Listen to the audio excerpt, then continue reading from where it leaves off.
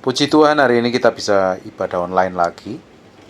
Kita akan belajar sesuatu tentang apa yang terjadi hari ini sampai hari ini. Kita buka sebentar di Mazmur pasal 103 ayat yang ke-13.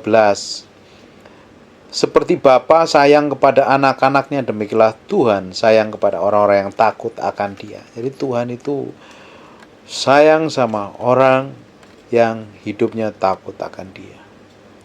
Orang hidup takut akan Dia artinya hidup karena hormat, respek, mengasihi, melakukan firman-Nya bukan karena terpaksa tapi karena menghormati Tuhan. Hormat dengan Tuhan. Sama seperti saya punya penyakit kelemahan tubuh namanya asam urat, dan istri saya sudah wanti-wanti jangan makan sate, jangan makan soto tangkar, jangan makan sop kambing, dan lain-lain. Dan sebenarnya saya bisa makan di luar sepengetahuan istri saya. Tapi karena saya hormat dengan pasangan hidup saya hormatin istri saya. Sekalipun dia tidak ada, saya tidak mau makan. Bukan karena apa-apa, karena respek dan hormat dengan pasangan. Saya hargain, saya hormatin perkataannya. Karena saya tahu ketika dia berkata-kata melarang, tujuannya baik buat saya. Oleh sebab itu saya tidak mau menyakitin, tidak mau melukai perasaannya. Saya respek dan hormat. Rasa hormat, rasa takut itu seperti itu. Dan ketika kita hidup takut akan Tuhan, Tuhan sayang seperti Bapa sayang kepada anak-anaknya. Saya tahu artinya seperti Bapa sayang kepada anak-anaknya. Dan hari ini, tadi sore, ketika saya ketemu ponakan saya, ternyata dia bikin problem. Dan kita sendiri lagi PSBB seperti ini, kita jaga semua orang tidak boleh masuk rumah. Ternyata diam-diam dia panggil security, satpam di perumahan untuk ngangkat-ngangkat barang, mindahin barang. Dan kebetulan saya dengan istri datang dan saya marah sekali. Saya benar-benar marah. Tapi dalam kontrol kendali Tuhan, untuk ngajarin dia supaya ngerti kehidupan yang benar, posisi yang benar. Dan dia merasa takut, merasa shock dengan saya marah. Para security atau satpam perumahan itu saya usir. Setelah itu saya ajak ngomong dia, saya bantuin dia. Dan saya sedih ngelihat setelah saya marah saya sebenarnya itu mendidik. Saya bantuin dia beresin kamarnya, membereskan komputernya. Sebenarnya dia memanggil security itu sebenarnya untuk mindahin meja ke lantai atas. Yang salahnya, fatalnya, dia memanggil orang luar. Dan sebenarnya orang luar dilarang keras sekali masuk ke rumah, karena kita menjaga supaya tidak ada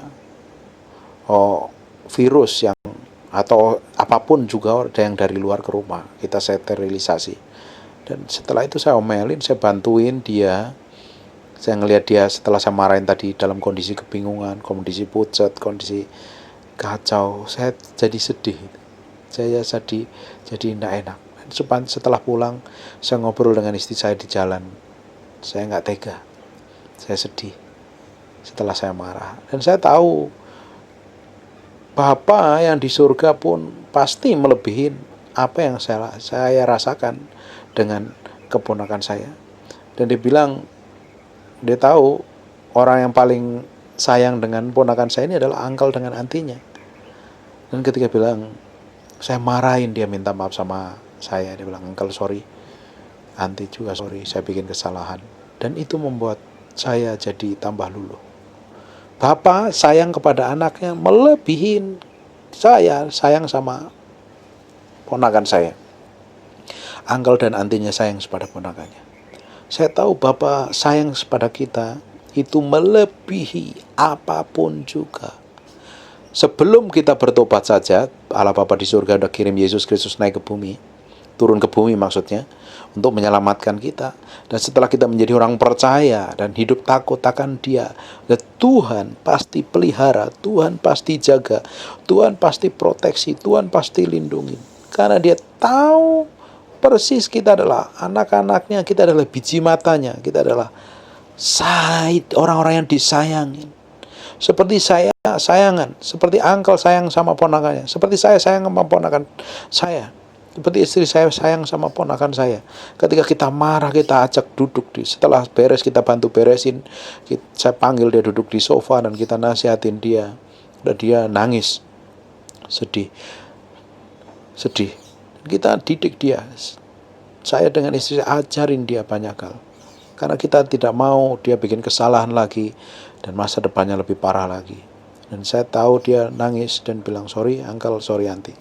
Itu yang membuat hati kami terenyuh. Hati kami ini benar-benar seperti remuk redam. Bapak Ibu, Bapak pasti memiliki hati yang jauh lebih perhatian, lebih sayang kepada kita. Kalau saya saja sebagai manusia yang banyak kelemahan, banyak kekurangannya, ketika uncle ngelihat ponakannya salah dan dimarahi dan diminta maaf, itu membuat benar-benar hati saya hancur. Dan tadi di jalan saya nangis, saya sedih. Sampai hari ini pun saya merasa sedih, merasa nggak tega. Tapi memang harus ditega-tegakan, karena kita tujuannya untuk mendidik, untuk ngajarin dia. Anak-anak yang kita sayangin harus kita didik, kita ajar sesuai firman Tuhan. Batas porsinya sebagai batasannya adalah firman Tuhan, supaya hidupnya itu tertib, hidupnya itu teratur. Sekalipun kadang mengorbankan perasaan, kita kadang sering kali sedih, nangis, nggak tega, tapi kita memang harus lakukan supaya anak-anak kita hidup benar sesuai dengan kebenaran firman Tuhan, berjalan sesuai dengan apa yang Tuhan mau. Bapa yang di surga pasti, dan saya percaya yakin, dia menyayangin kita. Dia tidak akan pernah biarkan kita sendirian. Apalagi kita adalah orang-orang yang takut akan dia, orang yang membangun hubungan pribadi dengan Tuhan setiap hari, punya keintiman dengan Tuhan setiap hari. Tuhan tidak akan pernah biarkan kita. Makanya saya percaya dengan apa yang Alkitab, orang benar bisa jatuh berkali-kali, dia tidak sampai tergeletak. Dia akan tetap, Tuhan akan topang jalan untuk berdiri melangkah kepada tujuan ilahi, pada perjanjian yang ilahi, dalam berkat-berkat ilahi. Kita bisa hari ini terseok-seok, Bapak Ibu bisa terseok-seok, Bapak Ibu bisa kehidupannya Bapak blur, Bapak Ibu bisa hatinya remuk redam, seperti tidak memiliki pengharapan, seperti hancur, semuanya gelap gulita, seperti berjalan dalam jalan buntu. Tapi percaya Tuhan tetap, dia adalah Allah yang baik. Dia adalah pegang kita, dia menopang kita. Hari ini kita tidak pernah tahu nih. Bapak Ibu tadi bersaksi bahwa selama ini tidak pernah ada kejadian sampai penjual makanan sesepi setelah pandemi ini. Dan kita tidak pernah tahu ujungnya sampai kapan. Kita tidak pernah tahu akhirnya sampai kapan. Kita tidak pernah tahu kejelasan. Kondisi bisnis sepi, semuanya lagi lesu, semuanya lagi babak belur. Banyak orang melarat mendadak, bangkrut mendadak. Beberapa orang yang punya uang banyak sekarang lebih nyaman ditaruh deposito daripada diinvestasikan, karena kondisi investasi lagi nggak jelas. Semuanya lagi kondisinya lagi abu-abu. Kita tidak pernah tahu pandemi ini berakhirnya kapan. Tapi ini menghancurkan seluruh ekonomi. Ada beberapa orang yang sampai benar-benar nggak bisa makan. Beberapa orang yang benar-benar kesusahan sekali dalam kondisi seperti ini. Kita tidak pernah tahu. Tapi selama kita ini hidup takut akan Tuhan, kita ini hidup benar di hadapan Tuhan, kita menjadi orang-orang yang mengasihi Tuhan, orang yang hidup berjalan sesuai dengan pusat kehendak Tuhan. Hidup takut akan Dia. Dan Bapa adalah orang yang mengasihi. Bapa adalah pribadi yang peduli dengan anak-anaknya. Dia akan peduli, dia akan menjagain kita, dia akan memproteksi kita, dia akan tetap menuntun kita, dia akan menyediakan yang terbaik buat kita. Sekalipun kita hari ini terseok-seok, babak belur, kehidupan kita kacau, keuangan kita kacau, bisnis kita berantakan, atau mungkin beberapa orang memiliki keluarga yang berantakan, kondisi kesehatan yang tidak menentu, mungkin divonis dokter sudah tinggal beberapa bulan saja. Atau mungkin Bapak Ibu nggak tahu mesti ngapain lagi hari ini. Atau mungkin keluarganya lagi di ujung tanduk, hubungan suami istrinya. Atau apapun juga yang Bapak Ibu alami. Ketika kita ini belajar berserah di hadapan Tuhan, memperbaiki hidup kita, memperbaiki hati kita di hadapan Tuhan, mencari Tuhan sungguh-sungguh, dan kita belajar melangkah hidup takut akan Tuhan, Tuhan akan angkat kita perlahan-lahan. Tuhan akan berkati kita secara pelan-pelan. Tuhan akan pulihkan kita pelan-pelan, supaya kita tetap berjalan dalam kehendak-Nya dan kita menjadi berkat bagi banyak orang. Masih ada pengharapan besar di depan.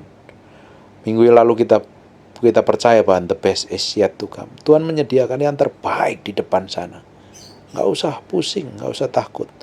Memang kondisi kalau kita ngelihat kanan kiri, kita ini akan takut. Kita ini akan takut. Kalau kita ngelihat kondisi tetangga kanan kiri, semuanya.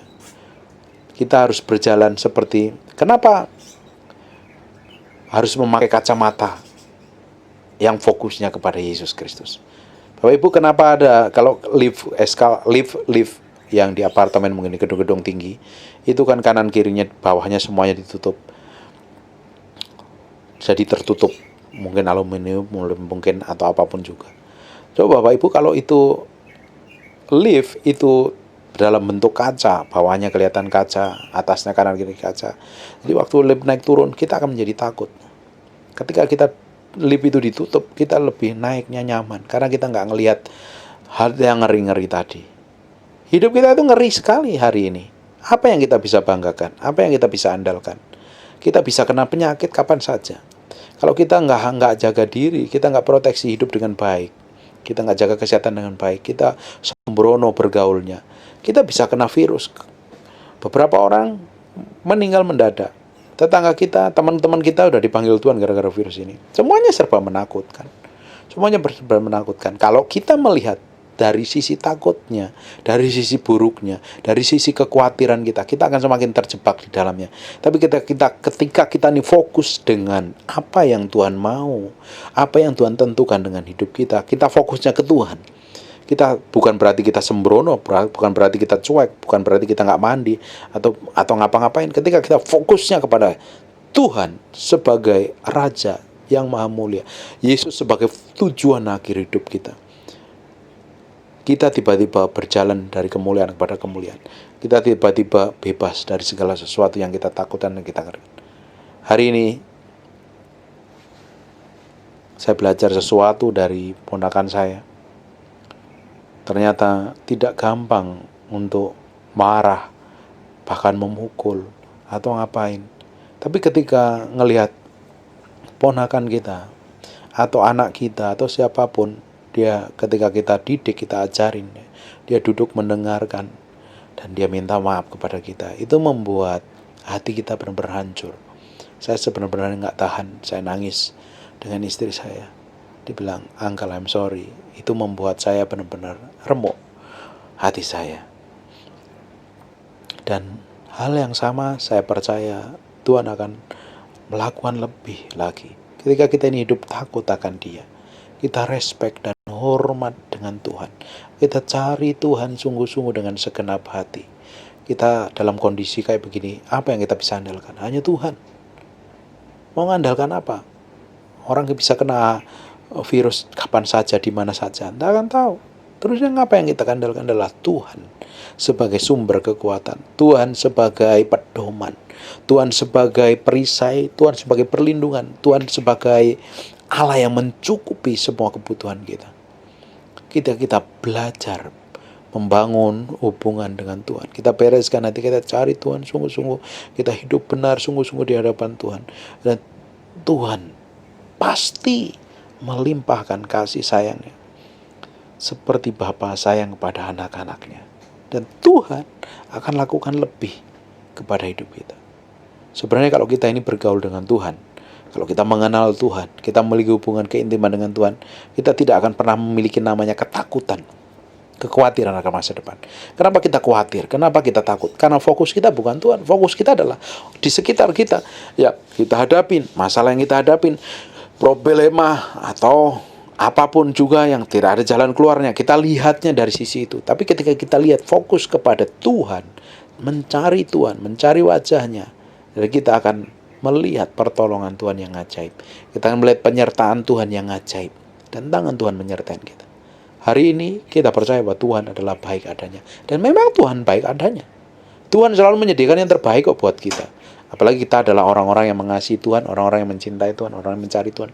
Sungguh-sungguh orang yang benar-benar sungguh-sungguh mengasihi dengan segenap hati. Memang tidak ada yang mengasihi Tuhan dengan sempurna. Kita sama-sama lagi belajar. Kita belajar membangun hubungan setiap hari dengan Tuhan. Tidak ada orang yang memiliki hubungan sempurna dengan Tuhan. Semuanya lagi dalam proses belajar. Dari hari ke hari, dari jam ke jam, dari menit ke menit. Kita bangun hubungan pribadi dengan Tuhan. Kita bereskan hati kita supaya tetap memiliki hati yang murni, yang mengasihi Tuhan, yang mencintai Tuhan dengan sungguh-sungguh. Kita bangun itu, kita percaya ada penyertaan Tuhan, ada kasih setia Tuhan yang menyertai kita. Kita adalah orang-orang yang dikasihi Tuhan, Bapak Ibu. Kita adalah biji mata Tuhan. Kita adalah orang yang ada dalam hatinya Tuhan sendiri. Dan tidak pernah Tuhan biarkan kita jatuh sampai tergeletak. Kita tidak akan dibiarkan melarat, menderita, sampai kekurangan, ngemis sana kemari.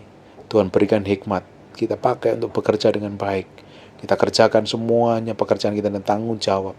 Tuhan pasti berkatin, Tuhan pasti limpahi dengan anugerah dan kemurahan Tuhan. Kita bukan menjadi orang yang malas, yang gak mau bekerja, yang mengharapkan pemberian orang lain. Saya tidak pernah ngajari seperti itu. Bapak Ibu punya keahlian apa? Bapak Ibu punya talenta apa? Kerjakan yang terbaik. Lakukan yang terbaik. Dengan segenap hati, seperti melakukan untuk Tuhan. Dan Tuhan dari sana Tuhan bisa berkati Bapak Ibu. Setia, dan setia. Tuhan pasti memberkati. Tuhan tidak pernah membiarkan hidup kita keleleran sampai nggak apa. Kenapa orang Kristen keleleran? Karena dia malas sebenarnya, tidak mau bekerja. Mengharapkan Tuhan turun dari langit memberikan uang sekarung, Tuhan tidak akan pernah lakukan sekalipun Tuhan sanggup melakukannya. Tuhan memberikan tangan, dua kaki, mata, telinga, semuanya sempurna supaya kita bisa memakai hikmat yang Tuhan berikan untuk kita bekerja. Dan dari pekerjaan kita, Tuhan akan berkatin. Ada penyertaan Tuhan, ada masa depan yang Tuhan siapkan buat Bapak Ibu. Tidak perlu khawatir, fokusnya kepada Tuhan. Hari ini semuanya kacau. Kita ngelihat, apalagi kemarin kacau. Saya pulang dari Polda untuk pulang ke rumah aja, meski muter-muter nggak jelas karena ada demo, jalan ditutup di sana kemari. Semuanya tutup, kita meski melewatin beberapa jalan, muternya jauh sekali. Karena apa? Kondisi semuanya orang lagi kacau. Dan ternyata bikin chaos kan.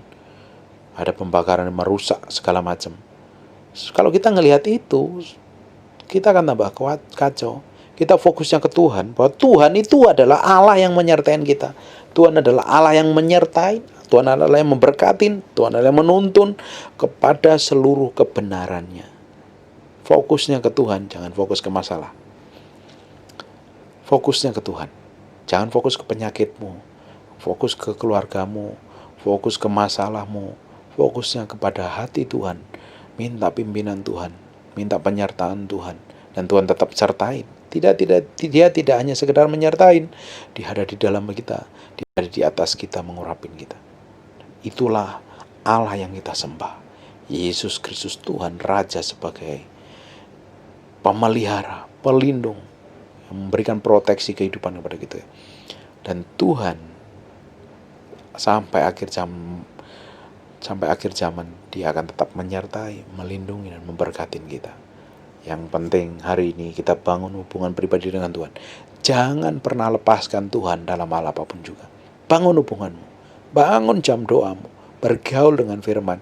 Kalau malas baca, dengerin Alkitab audio, dengerin khotbah di YouTube, dengerin firman yang audio, semuanya sudah disediakan. Harus kondisi seperti ini, harus meluangkan hati dengan Tuhan. Kita bangun hubunganmu, kita bangun hubungan pribadi kita bangun hubunganmu dengan Tuhan. Di kamar doamu, di mana saja, di mobil, di tempat tidur, di dapur, di ruang tamu, di kamar mandi, semuanya harus terkoneksi dengan Tuhan. Koneksi bangun itu penting sekali. supaya kita menjadi orang-orang yang mengerti kebenaran dan didapati menjadi orang yang takut. Bukan takut karena mau digebukin, bukan takut karena takut dibuang ke neraka, bukan, takut karena respect dan hormat karena kita mencintai dan mengasihi. Seperti saya tidak mau menyakitin pasangan saya, tidak mau menyakitin, melanggar apa yang istri saya larang, supaya saya tidak kena asam urat kambuh. Saya tidak mau makan karena keputusan saya menghormatin. Saya bisa saja mengambil keputusan untuk bisa makan sate kambing, sop kambing, soto tangkar, yang enak-enak. Saya bisa nanas mungkin, saya bisa makan, tapi saya tidak mau makan. Karena apa? Bukan karena saya takut dengan istri saya, takut diomelin, bukan, karena saya menghormatin dia sebagai kekasih hati saya. Sama dengan hidup kita dengan Tuhan.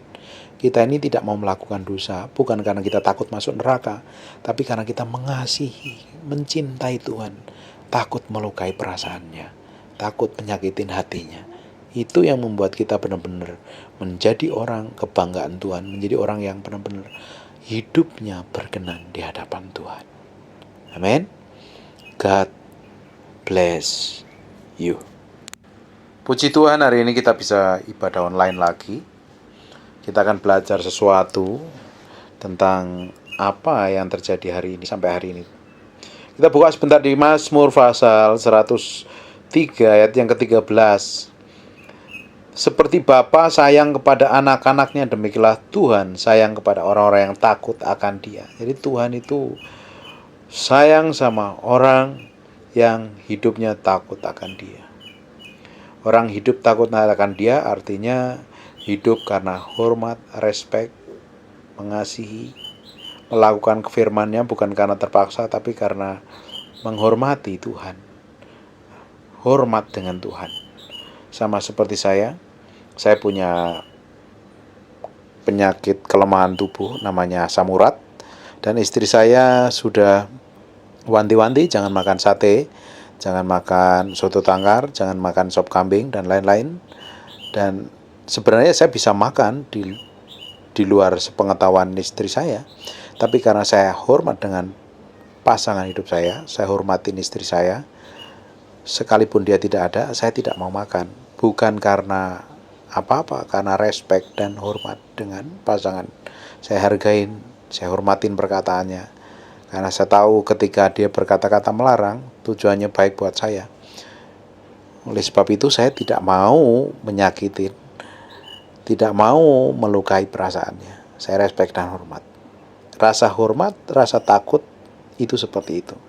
Dan ketika kita hidup takut akan Tuhan, Tuhan sayang seperti Bapa sayang kepada anak-anaknya. Saya tahu artinya seperti Bapa sayang kepada anak-anaknya. Dan hari ini, tadi sore, ketika saya ketemu ponakan saya, ternyata dia bikin problem. Dan kita sendiri lagi PSBB seperti ini, kita jaga semua orang tidak boleh masuk rumah. Ternyata diam-diam dia panggil security, satpam di perumahan untuk ngangkat-ngangkat barang, mindahin barang. Dan kebetulan saya dengan istri datang, dan saya marah sekali.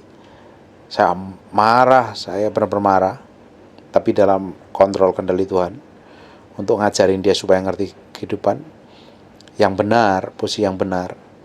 Dan dia merasa takut, merasa shock dengan saya marah. Para security atau satpam perumahan itu saya usir. Setelah itu saya ajak ngomong dia, saya bantuin dia. Dan saya sedih ngelihat setelah saya marah saya sebenarnya itu mendidik. Saya bantuin dia beresin kamarnya, membereskan komputernya. Sebenarnya dia memanggil security itu sebenarnya untuk mindahin meja ke lantai atas. Yang salahnya, fatalnya, dia memanggil orang luar. Dan sebenarnya orang luar dilarang keras sekali masuk ke rumah, karena kita menjaga supaya tidak ada virus yang atau apapun juga yang dari luar ke rumah. Kita sterilisasi. Dan setelah itu saya omelin, saya bantuin dia. Saya ngelihat dia setelah saya marahin tadi dalam kondisi kebingungan, kondisi pucat, kondisi kacau, saya jadi sedih. Saya jadi tidak enak. Setelah pulang, saya ngobrol dengan istri saya di jalan. Saya nggak tega, saya sedih. Setelah saya marah, dan saya tahu Bapa yang di surga pun pasti melebihi apa yang saya rasakan dengan keponakan saya. Dan dia bilang, dia tahu orang yang paling sayang dengan ponakan saya ini adalah uncle dengan antinya. Dan ketika bilang, saya marahin, dia minta maaf sama saya. Dia bilang, uncle sorry, anti juga sorry, saya bikin kesalahan. Dan itu membuat saya jadi tambah luluh. Bapak sayang kepada anaknya melebihi saya sayang sama ponakan saya.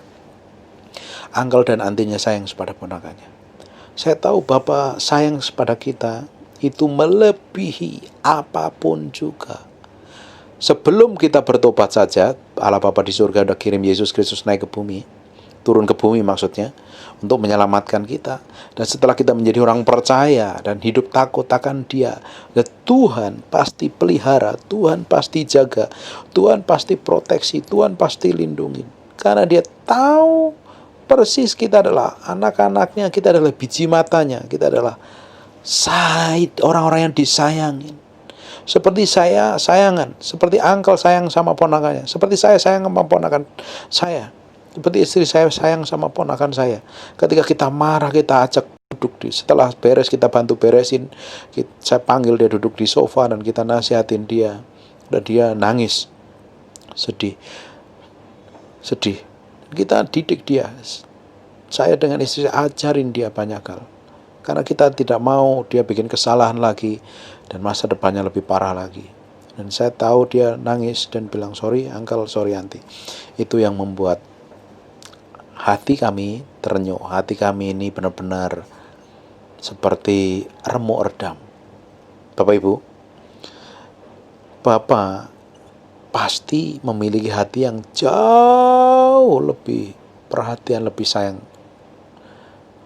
kepada kita. Kalau saya saja sebagai manusia yang banyak kelemahan, banyak kekurangannya, ketika uncle melihat ponakannya salah dan dimarahi dan diminta maaf, itu membuat benar-benar hati saya hancur. Dan tadi di jalan saya nangis, saya sedih. Sampai hari ini pun saya merasa sedih, merasa nggak tega. Tapi memang harus ditega-tegakan karena kita tujuannya untuk mendidik, untuk ngajarin dia.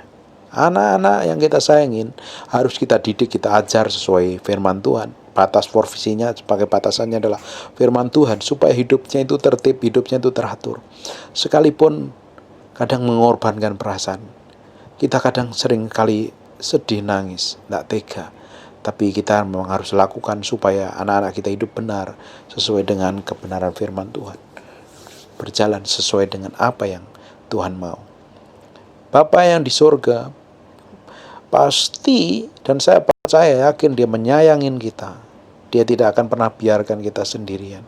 Apalagi kita adalah orang-orang yang takut akan Dia, orang yang membangun hubungan pribadi dengan Tuhan setiap hari, punya keintiman dengan Tuhan setiap hari. Tuhan tidak akan pernah biarkan kita. Makanya saya percaya dengan apa yang Alkitab, orang benar bisa jatuh berkali-kali, dia tidak sampai tergeletak. Dia akan tetap, Tuhan akan topang jalan untuk berdiri melangkah kepada tujuan ilahi, pada perjanjian yang ilahi, dalam berkat-berkat ilahi. Kita bisa hari ini terseok-seok, Bapak Ibu bisa terseok-seok, Bapak Ibu bisa kehidupannya Bapak blur, Bapak Ibu bisa hatinya remuk redam, seperti tidak memiliki pengharapan, seperti hancur, semuanya gelap gulita, seperti berjalan dalam jalan buntu. Tapi percaya Tuhan tetap, Dia adalah Allah yang baik. Dia adalah pegang kita, Dia menopang kita. Hari ini kita tidak pernah tahu nih. Bapak Ibu tadi bersaksi bahwa selama ini tidak pernah ada kejadian sampai penjual makanan sesepi setelah pandemi ini. Dan kita tidak pernah tahu ujungnya sampai kapan. Kita tidak pernah tahu akhirnya sampai kapan. Kita tidak pernah tahu kejelasan. Kondisi bisnis sepi, semuanya lagi lesu, semuanya lagi babak belur. Banyak orang melarat mendadak, bangkrut mendadak. Beberapa orang yang punya uang banyak sekarang lebih nyaman ditaruh deposito. daripada diinvestasikan, karena kondisi investasi lagi nggak jelas, semuanya lagi kondisinya lagi abu-abu. Kita tidak pernah tahu pandemi ini berakhirnya kapan, tapi ini menghancurkan.